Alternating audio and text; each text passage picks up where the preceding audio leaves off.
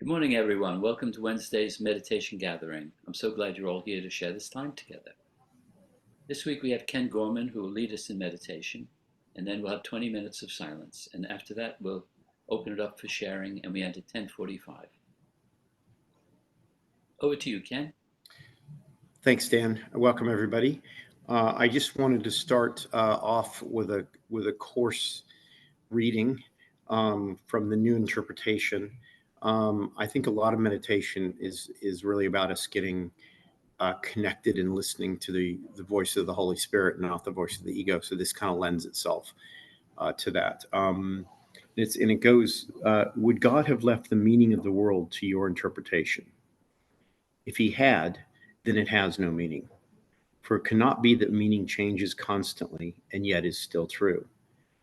The Holy Spirit looks upon the world as with one purpose, changelessly established, and no situation can affect its aim, but must be in accord with it. For only if its aim could change with every situation could each be open to interpretation which is different every time you think of it. You add an element into the script you write for every minute in the day, and all that happens now means something else. You take away another element, and every meaning shifts accordingly. What do your scripts reflect except your plans for what the day should be? And thus you judge disaster and success, advance, retreat, gain, and loss. These judgments are all made according to the roles the script you create assigns. The fact they have no meaning in themselves is demonstrated by the ease at which these labels change with other judgments made on different aspects of experience. And then in looking back, you think you see another meaning in what went before. What have you really done except to show there is no meaning there? But you assign meaning in the light of goals that change, with every meaning shifting as they change. Only a constant purpose can endow events with stable meaning, but it must be in accord with one meaning to them all. If they are given different meanings, it must be that they reflect but different purposes. And thus is all the meaning they have. Can this be meaning? Can confusion be what meaning means? Perception cannot be in constant flux and make allowance for stability of meaning anywhere. Fear is a judgment never justified. Its presence has no meaning but to show you wrote a fearful script and are afraid accordingly, but not because the thing you fear has fearful meaning in itself. A common purpose is the only means whereby perception can be stabilized, and one interpretation given to the world and all experiences here. In this shared purpose is one judgment shared by everyone and everything you see. You do not have to judge, for you have learned one meaning has been given everything, and you are glad to see it everywhere. It cannot change because you would perceive it everywhere, unchanged by circumstances. And so you offer it to all events and let them offer you stability.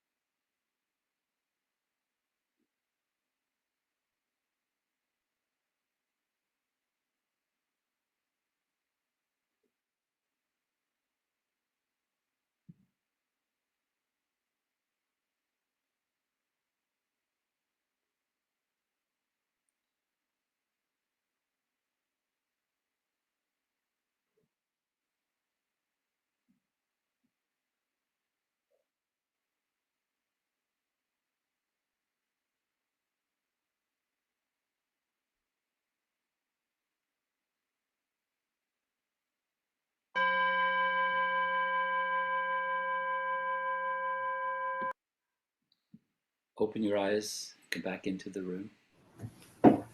We have 20 minutes left for sharing your questions and your comments. If you'd like to share, raise your hand and I'll invite you to take yourself off mute. And we also have an electronic hand at the bottom of the screen, which you can use. And if you'd like to have a comment with confidentiality, put your message in the chat function at the bottom of the screen and I'll read it. Who'd like to share?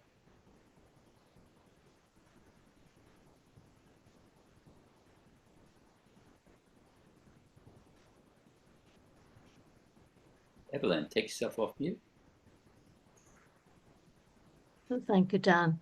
Thank you, Ken. That was very powerful. But I missed where that wonderful reading was from.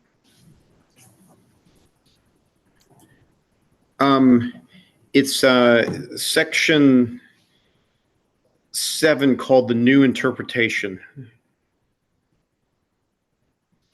which is, let's see if I can,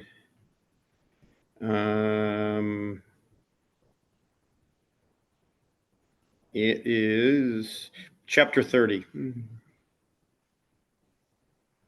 Chapter 30 in the course? Yeah, in the work, Oh, in right. the text, In the the New text. Interpretation. Oh, thank you. Gosh, thank you very much. Thank you. It was wonderful, wonderful. Thank you.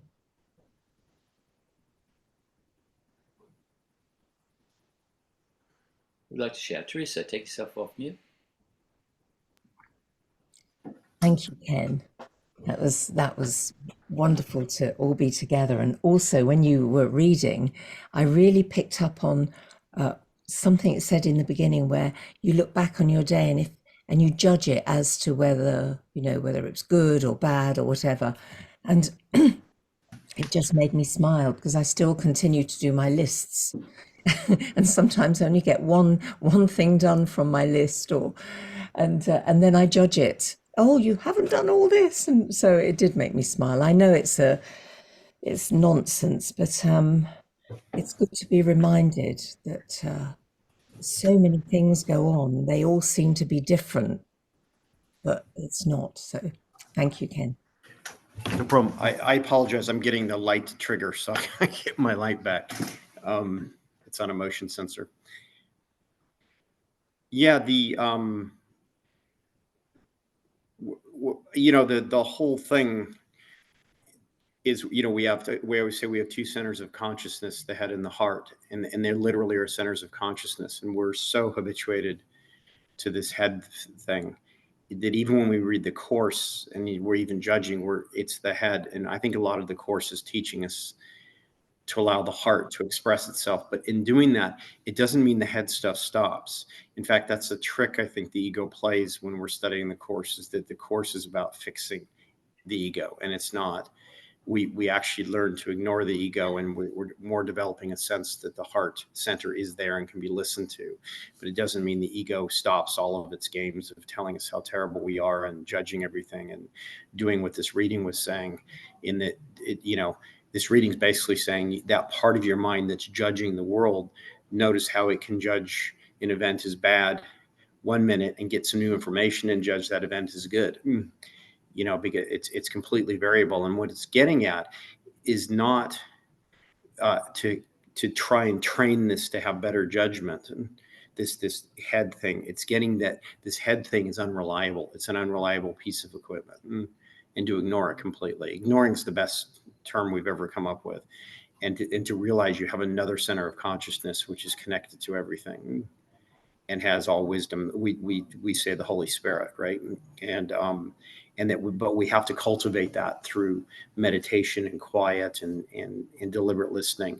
Now, the good news is the Holy Spirit, once you connect with that, comes up and starts using this head piece of equipment. And so hence, if you're, talking to somebody and suddenly start saying things that you're like, I never would have come up with what I just said. I don't know if that happens to you guys. It happens to me a lot if I'm doing presentations. People go, that was a great presentation. I'm like, half of that, I don't know where that came from, because that isn't things I would normally say. It's not part of my logical thought process. It just came from someplace else and out. So it's the process through free will, us offering the Holy Spirit to use this equipment for his purposes in the world, as expressing love and all that. And we can ask all the time, Holy Spirit, I know I can't do this, but you can. And sometimes I'm so angry at somebody, and I say that prayer and say, I know this anger's from ego. Can you talk through me? And I know I'm gonna have to talk to them. And then I'm with them, and the words that come out are completely different than what I was thinking. It's as if it just bypassed, because I invited that in, and it demonstrates to me over and over again how these separate centers of consciousness are operating somewhat independently. But the Holy Spirit, if we invite him, can be the dominant one. But it doesn't mean this head thing gets fixed, stops, whatever. It gets ignored. And that's what meditation is teaching us, is it can be ignored. It's like a crying baby, or or anything else, that it's not, we don't have to follow it. Or I always say it's like Fox News on a TV in the other room. It can keep going, but it doesn't mean I have to listen to it. So, but yeah, we're always going to have that. And I think sometimes we think if we hang around long enough, suddenly this thinking mind will somehow be fixed, and it doesn't really get fixed. It does not. This is not what this is for. And that's the same in Buddhism, by the way. It doesn't. You still have a body, and you still have an ego and a thinking mind, but it's not your identity anymore. Your identity is now more in the heart. And the authority is in the heart. And so that to me is the purpose of spiritual practice.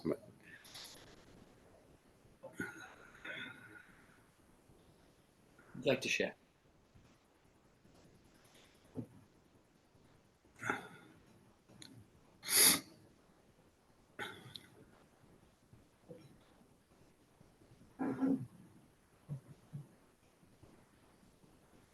And I'm wondering, what is the heart? Because I never quite understood what that means.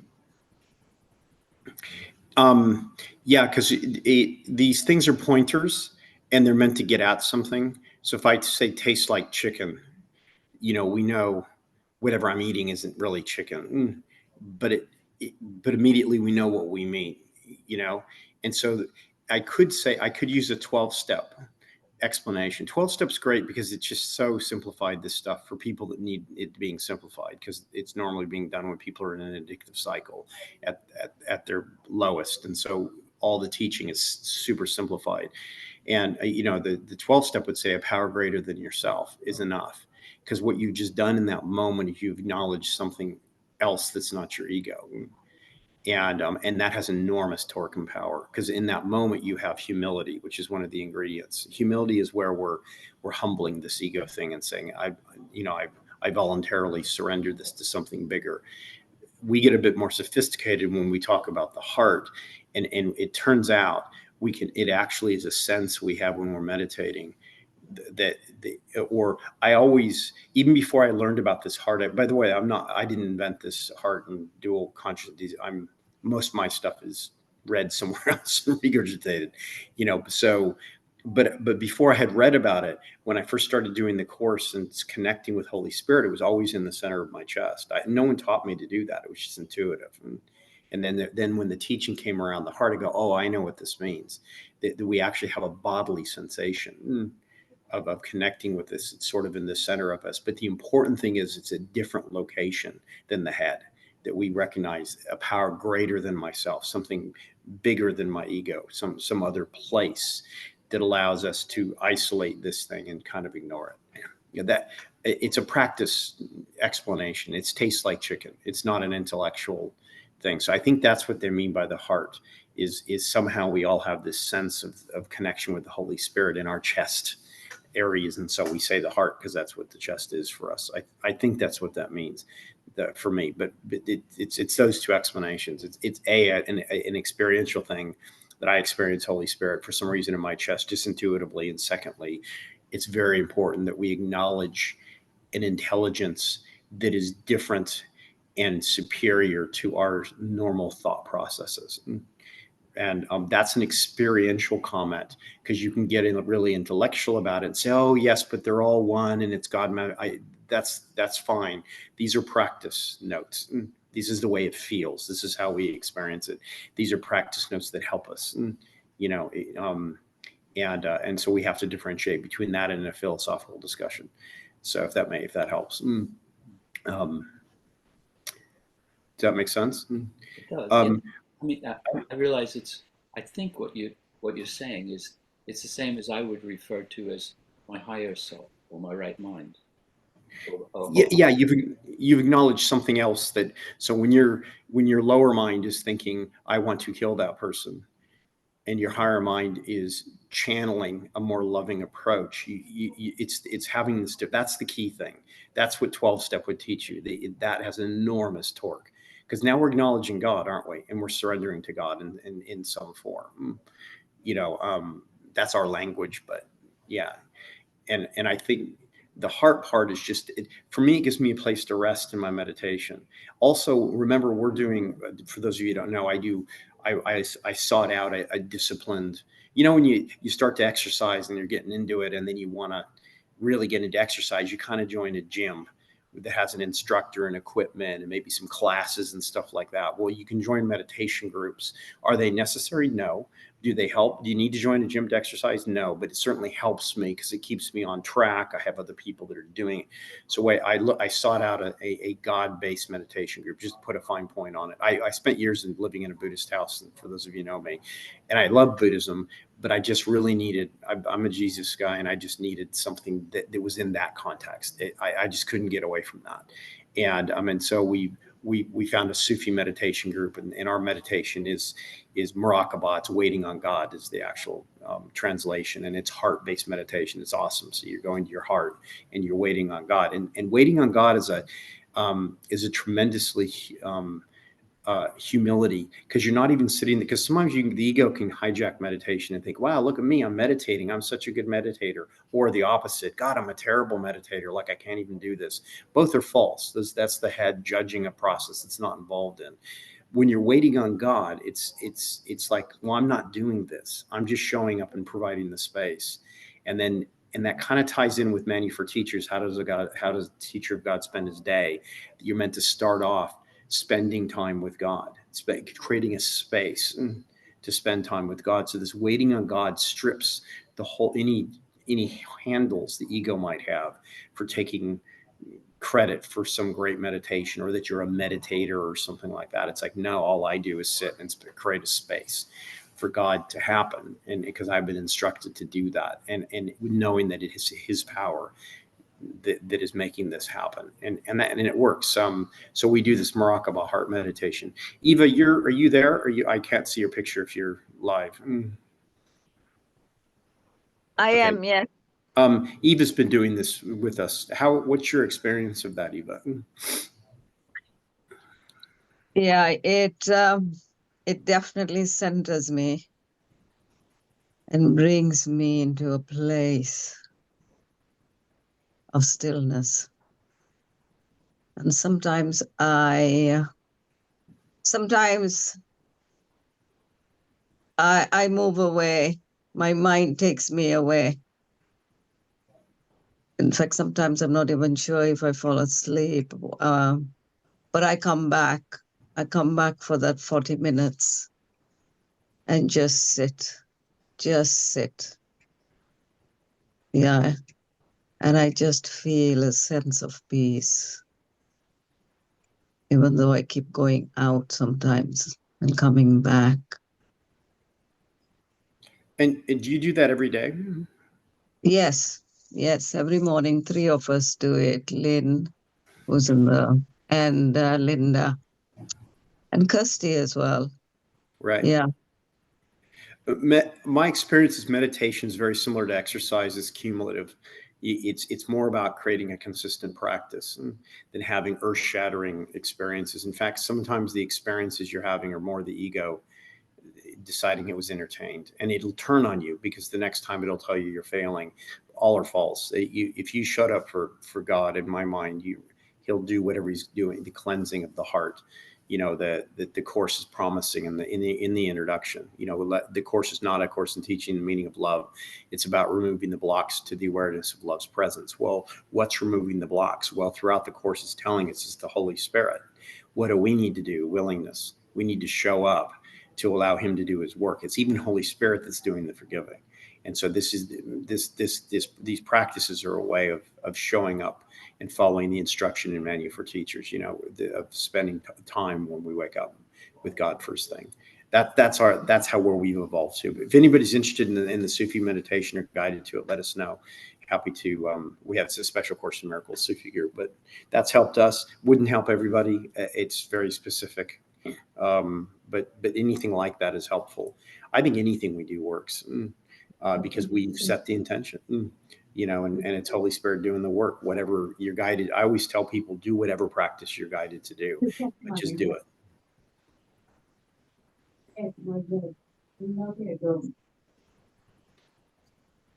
Who'd like to share?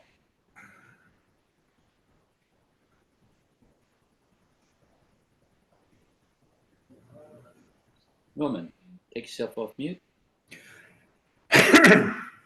Yes, I would just like to ask you, Ken, I sometimes I'm in a lovely place where I know I'm well loved, and so is everybody else. I can see the innocence in people. But unfortunately, every time I think, oh, I've got the ego licked, it's back. As soon as I think that thought, I'm okay now, the ego's away, great, just keep this the way it is. But doesn't, and I would like to make it last forever. But I do get an awareness that there is still unforgiveness floating around somewhere. But I don't want to be always searching back. Where's this? Where is it? What am I hiding? Is there any way you can just get it all out in one go? And would the ego stay away? Those are two different questions. Is there any way you can get it done in one go, and will it stay away? Those are just to point out, those are separate questions. The answer to the first one is absolutely yes. It's on the labels on the tin, Course in Miracles. That is the miracle, because that seems impossible, doesn't it?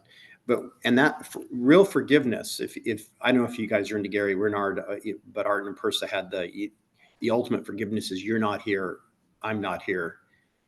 There is just love, and now we'll let it be. And always struck me. And the ego spiritual ego still keeps wanting all this to be done in its context of the world of illusion. And we're stuck with that because we're all sitting here on this call thinking we're in bodies and we're the whatever name, and then thinking that we can achieve the ultimate aim of the Course in that context. It's by definition you can. That as long as we're still thinking, there's still, but that's not a problem. Even Jesus was here in an apparent body and stuff because that was needed. It's not necessary because the Course is saying the Holy Spirit does the lifting. The Holy Spirit does, and real forgiveness is when you're awakened to the fact this is an illusion. And the illusion is a halfway house because then eventually it's just not here at all. But we're not going to do this through our ego. And so, but yet we're still stuck with an ego. I still get up with a body in the morning, and that is the Holy Spirit's will, if you will, for me to function in this world with this body. And that's okay. He's the one that has the path, the curriculum. Again, back to the introduction, free will does not mean you set the curriculum. And sometimes our spiritual egos want to read the Course and decide what the curriculum should be, and what should be the criteria, whether we're succeeding or not.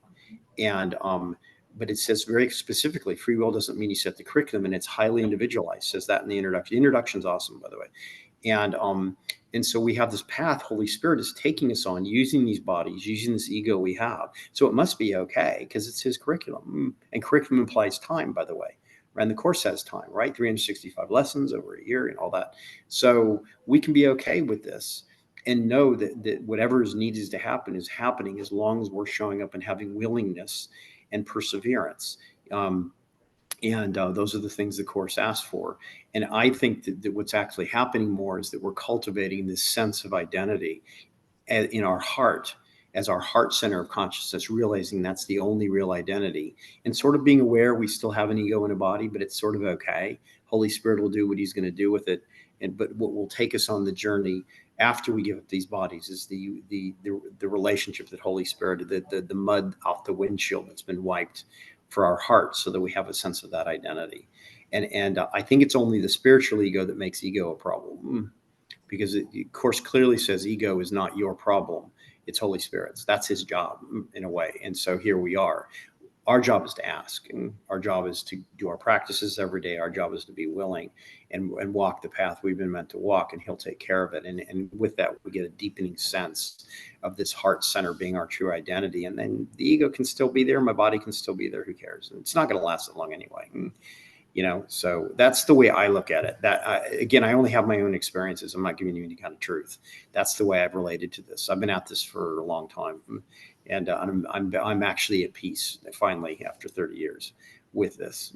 But what keeps me going is I must do my daily practices. I have to do what I've been asked to do, the small things I've been asked to do. Meditation and prayer are the two biggies. And not trying to thought by thought undo the ego. That's tedious, and I'm not sure it does any good anyway. But anyway, that's me. Okay, we've come to the end of our time together. Thank you, Ken. That was wonderful. And take yourself Thank off you. and show your appreciation for Ken. Thank you, Ken. Thank you very much. Thank you very Hey much. guys, good luck. Thank you. Thank you.